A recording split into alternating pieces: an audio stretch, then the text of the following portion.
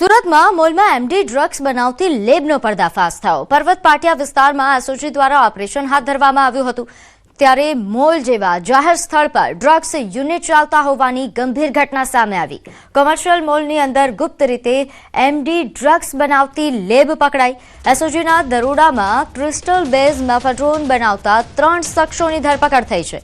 અહીં Polaris shopping સેન્ટરમાં આવેલી લેબમાંથી આ ડ્રગ્સ બનાવવાની સામગ્રી અને કેમિકલ્સ જપ્ત કરવામાં આવ્યા। ડ્રગ્સ રેકેટમાં લંડન કનેક્શન ખુલ્યું છે।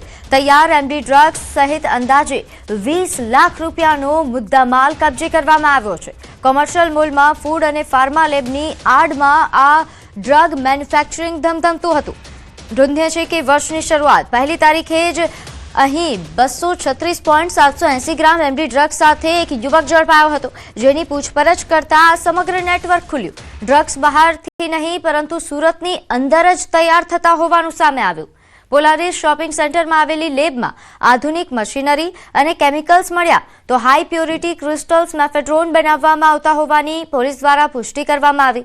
લંડન સુધી પહોંચવા મોબાઈલ ફોન અને ડેટાની સઘન તપાસ પણ શરૂ થઈ છે।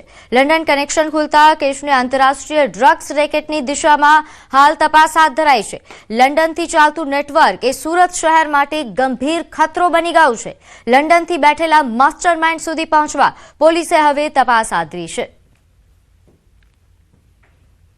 ડિક્રિયા કરીને જે food and pharma analysis lab છે, ત્યાં આ લોકો જે છે એ આજે ક્રિસ્ટલ ડ્રગ છે એ બનાવતા હતા। ક્રિસ્ટલ ડ્રગ મેફેડ્રોન કે જે એકદમ હાઈ લેવલની પાર્ટીમાં વપરાય છે, તે જનક જે જાગાણી છે એના સૂચના મુજબ મોકલવાનું હતું, એવું 16.950 ગ્રામ જે છે મળી આવેલ છે।